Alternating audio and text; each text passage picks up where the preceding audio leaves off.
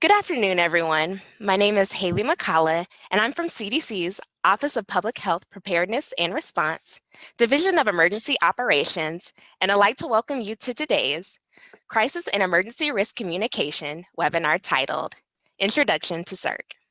Today, we will hear from CDC's Kelly Waters, who is a Senior Health Communications Specialist. If you do not wish for your participation to be recorded, please exit at this time. You can earn continuing education by completing this webinar. Please follow the instructions linked in the invitation you received. The course access code is CERC 0501 with all letters capitalized. To repeat, the course access code is CERC 0501, and you must use this to receive continuing education. Today's webinar is interactive. To make a comment, click the chat button on your screen and then enter your thoughts. To ask a question, please use the Q&A button on your screen. The Q&A session will begin after Kelly has presented. We will now transition to our presenter, Kelly Waters. Kelly currently supports the Emergency Risk Communication Branch, which oversees the CERC program. Kelly has over 15 years experience in public health communication. She has provided communication support during emergency responses to H1N1, Ebola, Zika, the 2017 hurricane season, and others. Previously, she served as an editor, media liaison, and public information officer to internal and external partners, including congressional correspondents. She currently leads the CERC program and has conducted numerous international and national trainings on the subject matter. Thank you so much for joining us today, Kelly. Please begin. Good afternoon, everyone. We're going to discuss the very basics of crisis and emergency risk communication today. CERC was developed as a framework initially for public information officers, but I know we have a lot of people joining us on this call who may not be public information officers. That's okay. You often get put into different situations in an emergency that require communication, and these skill sets hopefully will assist you in that process. I'm going to share my slide presentation with you, and this presentation was sent out in the link that you should have access to get into this webinar. If you have any trouble accessing it though, please do send a comment and we'll try to assist you. As Haley said, I have been with the CDC for more than 15 years and currently work on the Crisis and Emergency Risk Communication curriculum. I have been teaching this curriculum for the last 3 years, and we're in the process of revising our manual. So at the end of this presentation, you'll be directed to a link to our website where you can access additional resources and our updated content, as well as our email address if you have any questions, which I'm sure you will. Today, we're only going to talk about a fraction of CERC. We're going to talk about the introduction elements that include the 6 principles of CERC and our CERC rhythm. After I've presented, you'll be able to ask questions and I'll be able to provide answers. We'll discuss the questions and answers after the presentation, but please feel free to continue typing them in as they occur to you. So let's get started. CERC was developed initially to help people make the best decisions that they can possibly make in incredibly challenging time constraints and with incomplete information. So basically, crisis and emergency risk communication principles are used by communicators to help develop messages that help people do the best they can in trying times.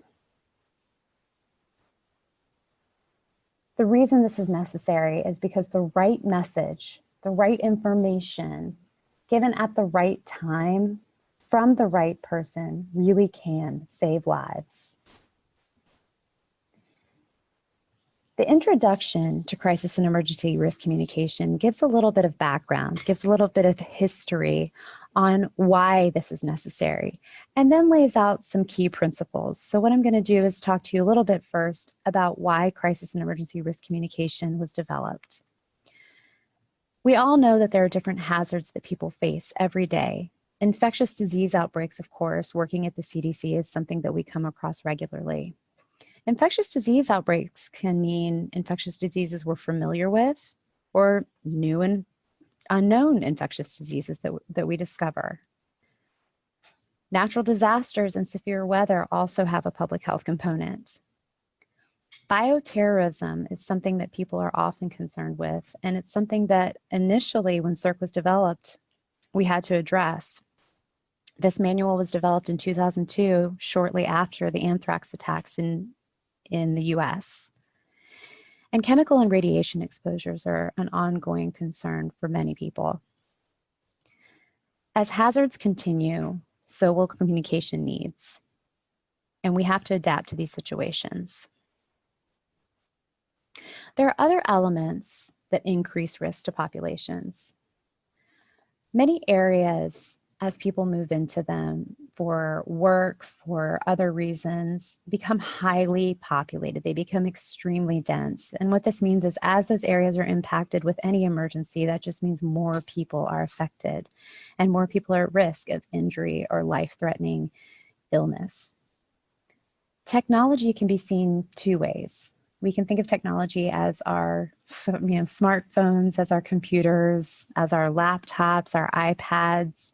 And when emergencies happen and we lose service or towers go down, our reliance on these methods of communication can feel almost like we're crippled, like we don't know quite how to function. We have to come up with new ways of reaching out to people. But we also can think of technology as infrastructure. If roads are damaged or if pathways to get to communities are blocked, needed help can't get where it needs to go, and neither can information. We also talk about aging populations, whether they need medication, whether that medication needs to be stored at perhaps a room temperature or an refrigerated temperature. If an emergency happens and there is no electricity, we need to be able to communicate alternative means for keeping these special target populations healthy. It's not just aging populations. And when CERC talks about messages and audiences in another chapter, we talk a little bit more about how to target special segments of the population. And then international travel. When I was deployed to Africa to help with CDC's response to the 2014-2015 Ebola outbreak, it took me 24 hours to travel from West Africa back to Atlanta, Georgia. And that's how fast Ebola could have traveled with me. So it's important to consider these things when we're developing communication messages. In a catastrophe, communication is different. People take in information differently. They take in information in very small bits. And you have to remember that people aren't just listening to the information that your organization wants to communicate. They're listening to all kinds of responders. Response organizations from FEMA, there's response organizations like CDC who want to communicate public health information. They're listening to doctors, they're listening to local news, they're listening to their families and their communities. So when they're getting inundated with messages, you want to make sure that what you're saying is short, clear, and hopefully memorable. They're going to process that information differently. People can only remember so much. Again, you want to make sure that it's short and easily retained, easily repeatable, so that the more they hear it, the more likely they are to remember it. Because ultimately, you want them to act on it. If they hear the information correctly and they're able to process it, they're going to act on it appropriately. But if they don't hear it the way that you intend and they can't process it appropriately, they may act on it inappropriately. So communication in a crisis with so much information and so much pressure and so much confusion is very, very different, which is why crisis and emergency risk communication principles are so important to follow. The crisis and emergency risk communication curriculum for CDC was developed in 2002, and it was developed based on psychological and communication sciences, but it was also developed on a wealth of experience in the fields of public health emergency response, which leads us to what ultimately became the 6 principles of CERC. Fully integrated, CERC helps ensure that limited resources are managed well and can do the most good at every phase of an emergency response. These 6 principles, used throughout an emergency, can help you guide your messages to be clear and concise and hopefully actionable. You want to be right. You want to be first and be right. You want to be credible. You want to express empathy, promote action, and show respect. Let's talk about these in more detail. Be first. Now, of course, in our 24-hour news world that we live in, it's hard to be first with iReporters and everyone who has a cell phone taking pictures and posting them instantly. What I mean by be first is that you need to be first with what your organization is responsible for.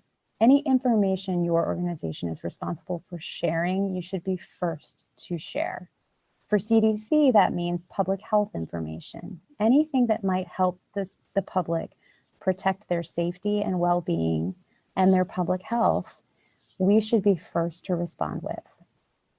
If you don't have that information, it's okay to say what you're doing to work on getting it. First impressions count. People will remember the first message they hear, and they will compare all other messages to that message. So it matters that we appear present and ready to respond. Be right. Be right doesn't mean you have to have all the facts right out of the gate. Be right means that you share the facts that you know. You can share short statements with the information that you have, and this accuracy does establish credibility. You can tell people what you know, but it's also okay to tell people what you don't know yet, and then tell them what you're doing to get more information. If you do accidentally give people wrong information based on what you knew then, it's important that you come forward and say that based on what you know now, this is the correct information. Correcting yourself is being right and will maintain that credibility as well. And credibility, well, this is honesty. Tell the truth. Honesty should never be compromised. That doesn't mean you have to say everything that your organization is doing if you don't have all the facts yet. But you should tell people the facts as you know them, when you know them, and be truthful. Uncertainty is worse than not knowing. It's important that you are present, that you provide a presence to people. And rumors are more damaging than hard truths. People can handle more information than we're often willing to give them credit for. Let's be honest with the information that we have about the situation, and then give people an action step to follow to help them do something about it. It's also important to express empathy. Suffering should be acknowledged in the words to express what people are feeling. Empathy can help build trust by demonstrating that you really are there for people, that you really understand what they're going through, that you get it. Examples of empathy are during times like these, all of us feel a little uncertain as compared to we are thinking of you during this difficult time. The first statement on the left is an example of sympathy, which is nice. But the statement on the right demonstrates that you understand people are feeling uncertain in words. Again, remember that we care about you is a statement of sympathy. And again, that's nice, but these are difficult circumstances. And I understand any fear you are feeling acknowledges that this is difficult and fearful, and you get it. And ultimately, what CERC comes down to is promoting action. What we want to do as communicators is encourage people to take steps that will help protect their well-being, that will help protect their health, that will help protect their lives. Giving people things to do also calms anxiety. It's not going to remove the fear that they're feeling. That's not our job. But what it will do is help distract them a bit and help them manage that fear. It also gives people a sense of control in a really uncertain situation. Promoting action can have benefits for us and for people affected by a crisis. Show respect. This should go without saying, but often in the urgency of an emergency situation, we forget. We forget to show people the respect that they deserve. They're not just a statistic of a population that's been affected. They're individuals whose world has been turned upside down. So we want to treat people the way that you would want to be treated, the way that you would want your family to be treated, even when hard decisions must be communicated. And recognizing people's value can help promote their cooperation and build rapport. Just because something has happened to these people, it does not define how they can contribute to their own emergency response. Again, these 6 principles are critical. If you can remember to use them throughout an emergency response, they can help guide your messaging and help make your emergency communications more efficient. Be first, be right, be credible, express empathy, promote action, and show respect. Which leads us to the CERC rhythm. The CERC rhythm is a cycle that every emergency goes through.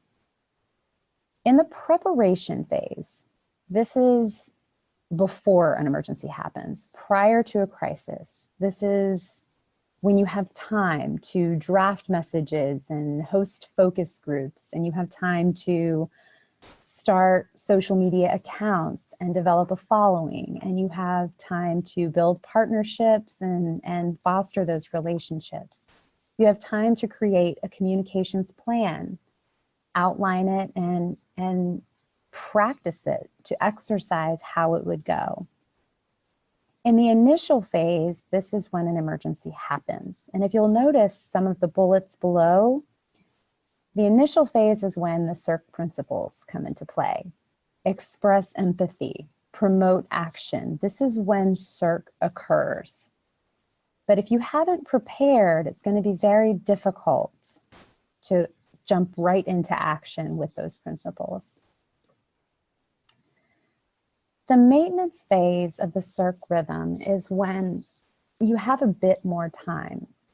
You're still in an emergency, but there's a rhythm to it. There's a sort of pace to this urgent situation. And you have the opportunity to provide more background information about the incident. You have the opportunity to explain more about the ongoing risks, to address some of the rumors, and to do some targeting of the audiences. Again, in another CERC chapter on messages and audiences, we discuss how to examine and analyze who your audiences are and how to appreciate tailoring your messages to meet their needs.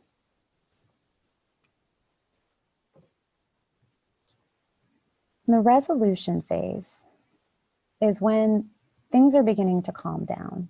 Whether you're returning to how things were, or whether a community is learning to embrace a new normal. This is an opportunity to motivate people to stay vigilant, to see this emergency through to the end, but it's also a good opportunity to provide education on how people would respond if a similar emergency happened in the future. Do people need to restock their emergency kits? Do people need to build an emergency kit if they didn't have one in the first place? Do people need to revise their communication plans? Using that information, you can go back to your preparation phase and make some revisions. However, throughout this entire rhythm, you want to engage with your community, make them part of the response. You want to empower them to make decisions that affect them. And you want to evaluate the communication efforts of your organization. You want to evaluate the communication response throughout so that you can make improvements as the emergency is going on and so that you can make improvements for future emergencies. The CERC rhythm is something that should be a constant, should be a flowing, living, ongoing process. You never really get to the end of it until you get to the emergency, to the end of the emergency.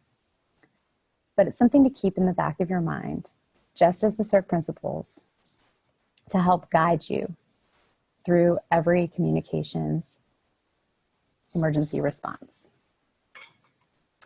That is the end of the very, very basics of crisis and emergency risk communication. And I think we can take several questions now if you guys have them. Thank you, Kelly. Yes, we'll now transition to our Q&A session. Mabel, can you read the first question?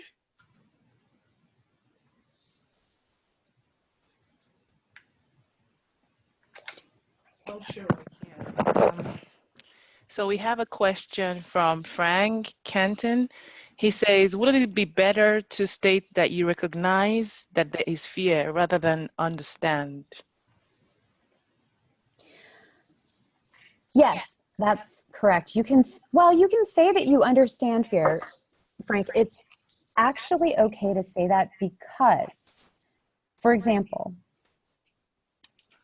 even if you haven't been in the exact same situation that someone in an emergency you're working on has been in. So if I haven't been in a hurricane, which I have not, and I'm speaking to an audience who has just gone through a hurricane, and I say that I understand that this is a scary situation, I can understand it would be a scary situation because I've been scared before.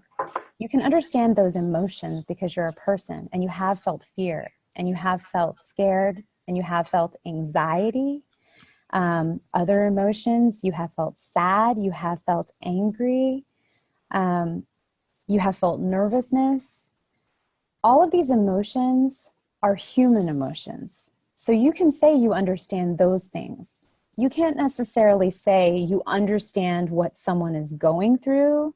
I understand exactly what you're going through might be inaccurate.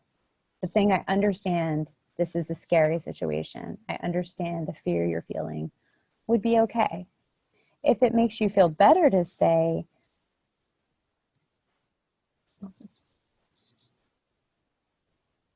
repeat the, Mabel, can you repeat? The question? Well, yeah, the way that Frank suggested how to say it. Okay, so. Recognize that I recognize. Yeah, recognize, yeah. Oh, okay, sorry, Frank. If you feel more comfortable saying I recognize that you may feel fear, that's okay. But it could be all right as well, instead of assigning it to yourself or to someone else, just to say this is a scary situation. I hope that helps. Okay, so we have another question from Andrew Jokin. He says, can I get some some credits from this webinar for CPD credits and he's in Uganda? There is a link in the invitation, and that should provide more information. There's also email information at the end of this slide presentation, so you guys can send an email and we can follow up on that later. Are there any more questions relevant to the presentation? Right, we have one from Jay Lino. She's saying she hopes you can elaborate more about how to correct mixed messages on social media without sounding like big government. Sometimes the locals might seem more familiar and credible. How to correct mixed messages.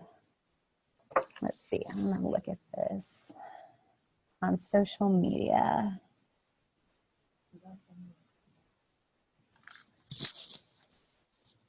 So this is actually a different webinar that we will get to in the future, but I'm happy to try to answer this now.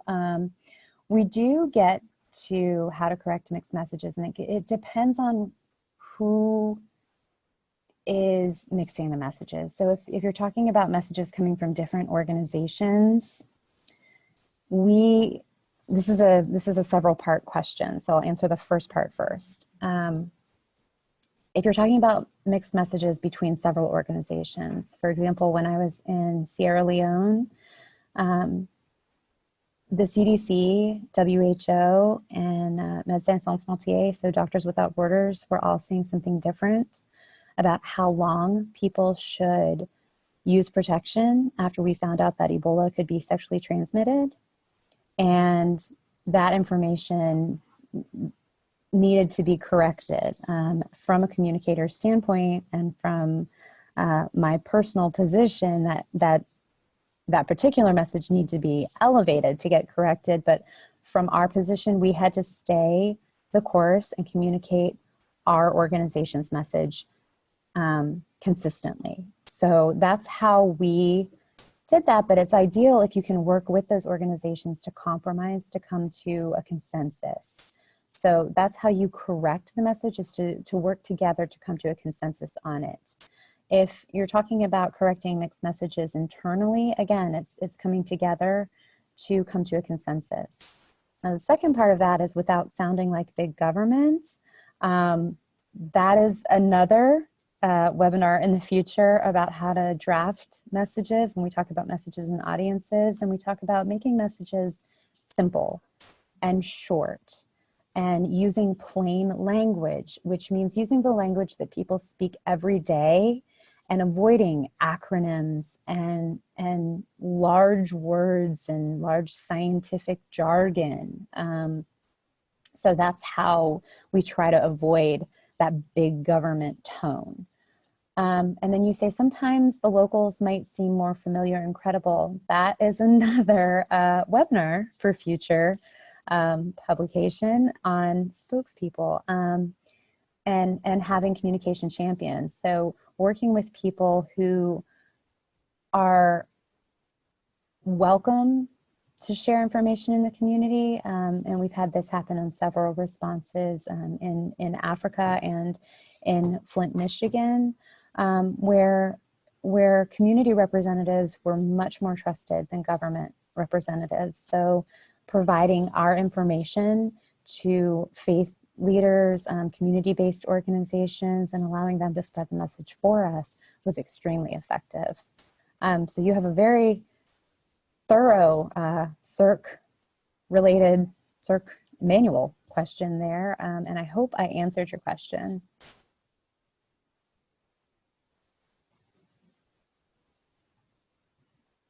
Next question.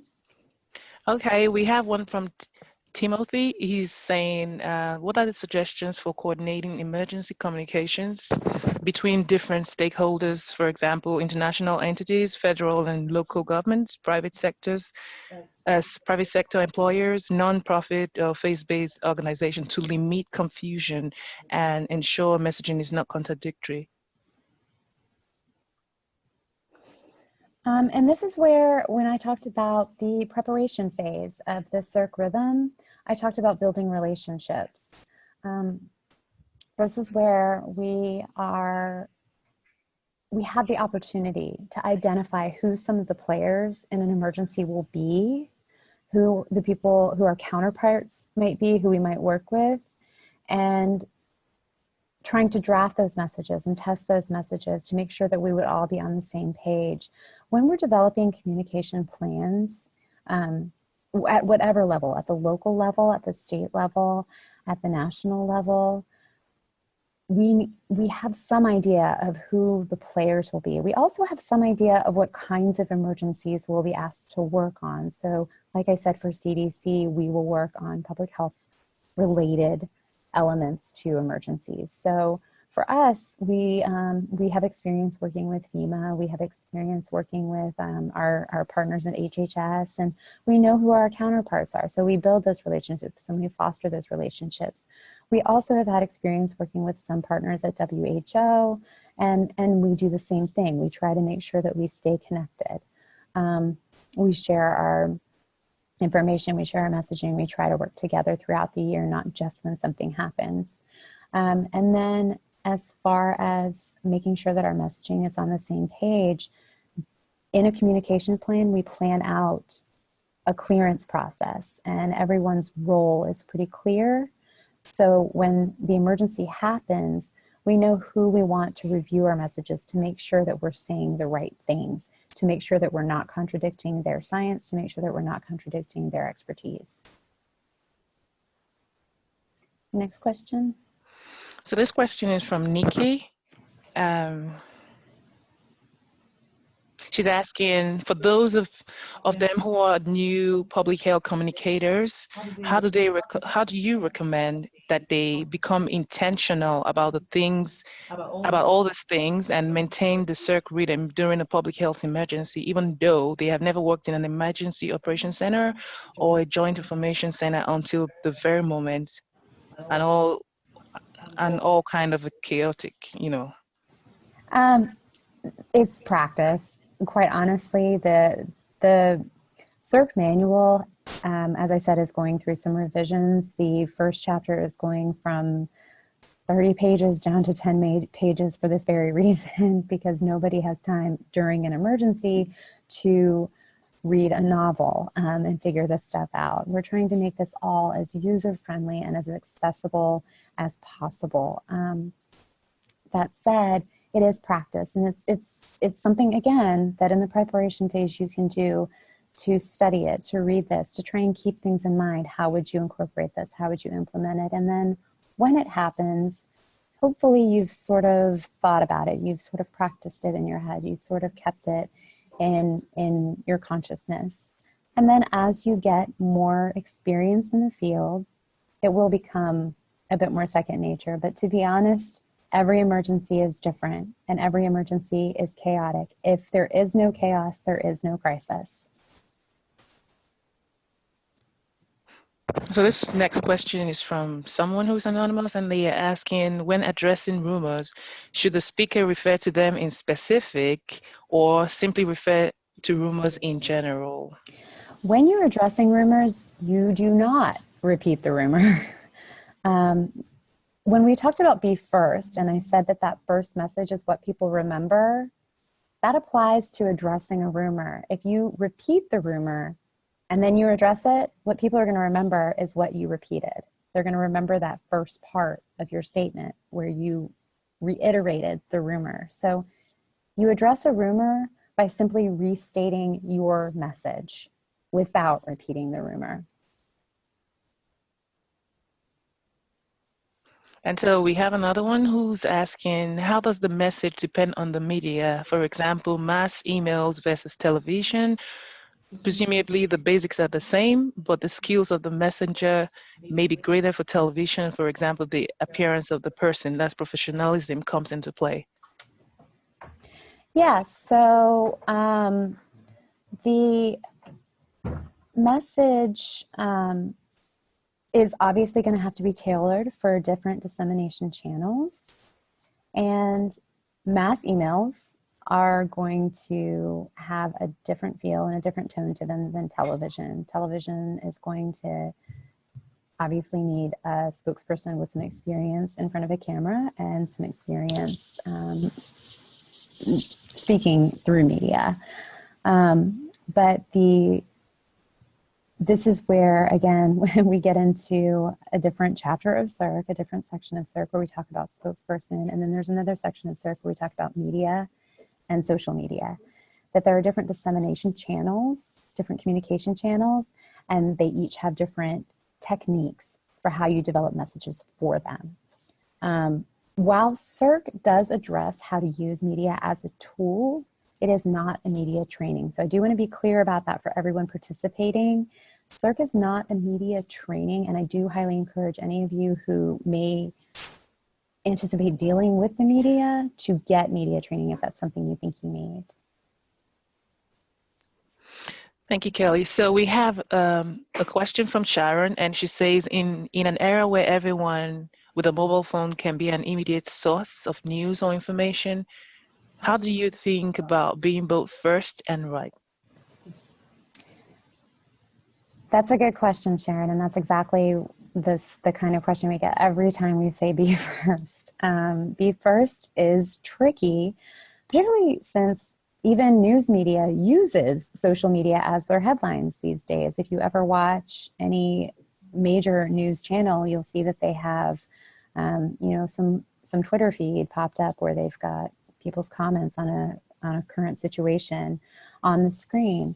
The way that we frame be first is be first in your lane. So whatever information your organization is responsible for sharing.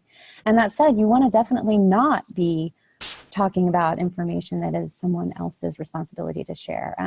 When the Flint water crisis happened, when Flint, Michigan experienced contamination of their water supply, several federal agencies were sent to respond to assist the local community in responding to the situation. And the Environmental Protection Agency and the CDC and the Department of Health and Human Services and the Federal Emergency Management Agency were all together working on this response, but we were all working on different types of messages, and we all stayed in our lane.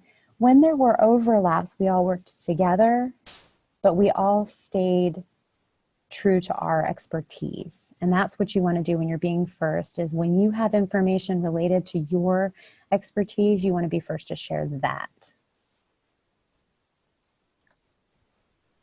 Thank you, Kelly. So we have one last question. Someone is asking, how can we address cultural differences in risk communication management? You guys are wanting a full day CERC training all today. Again, this will be another webinar in the future, so I'm really glad there's so much interest. There will be a community engagement chapter actually released soon, and this should highlight how to address some cultural differences, how to engage with communities.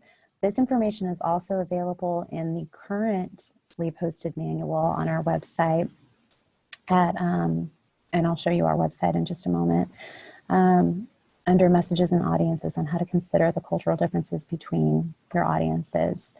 I did see a question about when the next manual will be released, and what we're doing is posting chapter by chapter updates. So it's just a matter of keeping tabs on our website. We also are going to have a LinkedIn site going live soon, so you'll be able to see our updates there. As we have new chapters available, we'll make announcements about that. But cultural differences are very important. Understanding demographics, religious, community, history, all kinds of differences are addressed in these other chapters. Thank you, Kelly. So we have one more question. Alison says, how do you address language and functional needs considerations in messaging?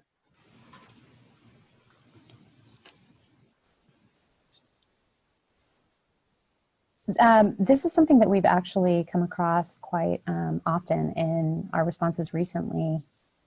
We've been translating so many of our resources, if I'm reading your question right, we've been translating so many of our resources into different languages to suit our audience needs. I think for Zika, we ended up translating our key messages into 11 different languages for the different countries and areas that were affected by Zika, and other needs. Making sure that all of our information is what we call 508 compliant. So people who are hard of hearing, people who are visually challenged, making sure that we're reaching out to these specific audiences. When I am not training CERC, I work on a team called Emergency Partners Information Connection. It's called EPIC, and it's our regular job to build partnerships in the preparation phase that can help us reach these special target populations during an emergency to make sure that they're getting the information that they need, that they wouldn't necessarily get through mass media, traditional channels. Thank you, Kelly. And TJ Hughes is asking, is there a schedule for the CERC webinars? There will be, TJ. There isn't right now. I wish I could share that with you. I'm hoping the next one will be on June 1st. I'm hoping the first of every month will, but we'll have to look at a calendar, because if that's a weekend, I could be inaccurate. My goal would be the first week of every month. And then someone is asking that based on your experiences, how far into an expected crisis do you prescribe messages? We have some crises that we've experienced so often. So for example, these recent hurricanes, we've been through so many hurricanes that we had several messages already prepared, but this was such a unique experience for the Virgin Islands and for Puerto Rico that we had several messages to develop we couldn't have anticipated needing, and had to be really creative about dissemination, because so many traditional channels were unavailable with power outages. So like I said, every crisis is unique, every situation is different. We plan for the worst and hope for the best. That is typically how crisis communication planning goes. If your organization is in the process of developing a crisis communication plan, ideally you want to think about the types of crises that you're likely to experience, the types of emergencies you're likely to have to respond to, and anticipate the things that you may have to address. And then ask yourself the question that you may want to know. Ask yourself the obvious questions. Are my family safe? What can we do? There are actually some CERC resources on the website. Again, I'll share that slide in just a moment, that will give you some examples of how to start that messaging process. Hi, Kelly. I have a question for you. This is from Cheyenne. Can you talk more on any issues you have come across using the CERC principles or the rhythm at the CDC, and how you were able to overcome them as an organization?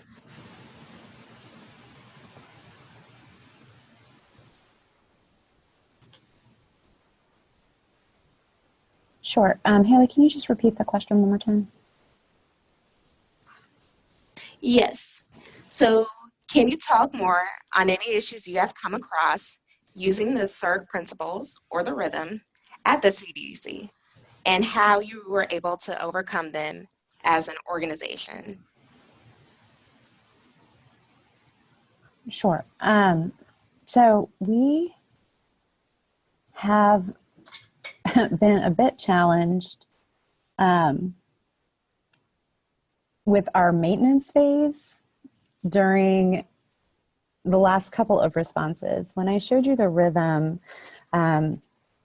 CERC was initially developed with the thought that an emergency would be 2 to 3 days long, and then would begin recovery. That was the initial thought process. Responses adhere to the rhythm, whether they are 3 days long, 3 weeks long, 3 months long, or 3 years long. But what's interesting about the last couple of responses for the CDC, where we've worked on Ebola for 2 years, where we worked on Zika for 1.5 years, is that the maintenance phase just offers more opportunity. It just offers more opportunity to provide background information and to address rumors. The rumors get more interesting, and we have to continually decide whether we have the manpower and the staff to address all of them or some of them. A key with addressing rumors is, are they catching hold? Are they seeming believable? Are people starting to follow them, and are they harmful? That's a good litmus test of whether you want to respond to a rumor or not. Also, with the length of these maintenance phases is keeping people vigilant. It's been a real challenge. That's been the hardest issue, I think, with the maintenance phases of these long responses, has been, while people want to be over the emergency isn't over them, and their lives are continuing. People in West Africa still dealing with Ebola, also still had to go to work and get their kids to school, and still had holidays. When I arrived there, it was just before Christmas.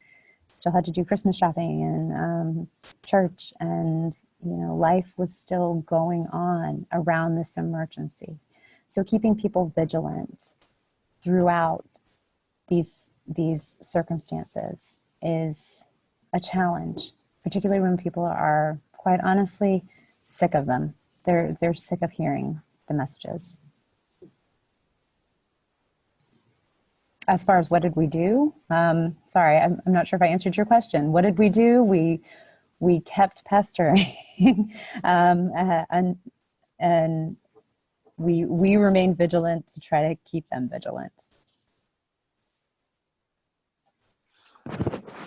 One more question from Cheyenne. She's asking, what type of creative messaging methods did you use in Puerto Rico and USVI with the recent hurricanes and problems posed with using traditional methods when without power for extended periods of time? A lot of what was done in Puerto Rico and in the Virgin Islands was flyers, doing handouts, taking things door to door, doing large printouts of fact sheets, which normally would be sent via link or poster. It was a whole lot of footwork on the ground distribution of messaging. I guess that's not as creative, but it is in this day and age when we don't have access to our social media, which is our standard. Creative goes back to old school. So that's what we did. One thing that we heard was pretty interesting: when people were able to charge their cell phones, when people were able to get access to electricity, people were using social media to communicate back and forth to people stateside, and our messages were getting shared. So that was good. Thank you. And then we have another question from P. Carver. He says, in a situation like Zika, when we need to continue to give public health messaging about a potentially critical health threat, how do we continue to maintain the public's interest without sounding like we are crying wolf? Let me see.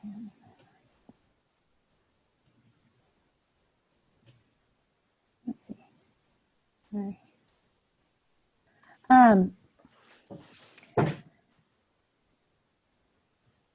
This is often something that people ask in trainings, and it's not that we're trying to create fear. That's a question. That's another way of framing your question. It's more that we're trying to help educate people to understand the risk. So In a different section of CERC, we talk about the psychology of a crisis, and we talk about people's perception of risk. We talk about the real risk, which is the hazard, and the outrage, which is not the anger outrage that we typically think of, but outrage, any emotion, anger or sadness or fear or scared or any emotion. So we talk about how the hazard, the scientific risk, plus the outrage, the emotional risk, equals people's perception of risk. And if the scientific risk is saying there's a real threat and people's outrage, their emotional risk isn't very high, it's a matter of educating them to understand that they need to be a bit more cautious. They need to be a bit more vigilant, that the real risk is this. It's not about creating fear. It's about helping them understand.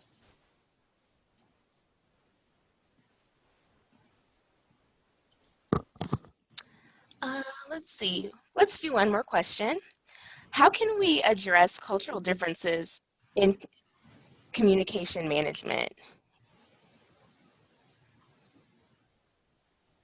So cultural differences would be addressed, again, when I talked about the chapters on community engagement and also messages and audiences that are on our website. They get into this a bit, but they talk about how understanding your audience's needs, understanding your audience's background, languages spoken, their educational levels, understanding who you're talking to affects your messages. So for example, if you're talking to an audience that has a low literacy level, are maybe pictures more appropriate? Sometimes we don't even use words in our messages, sometimes just drawings, because that's what's most appropriate. Understanding that even if something is translated into Spanish, it might not be the right dialect. So in Puerto Rico, there's a very different dialect of Spanish, and we have come across that in both our Zika and our hurricane responses recently, where we want to make sure that we're talking to directly to the audience that we need to hear our message, because it's ineffective to share information that isn't speaking to the people you need to hear you.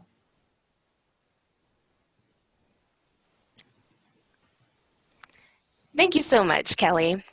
And I'd like to thank all of you for joining us for today's webinar.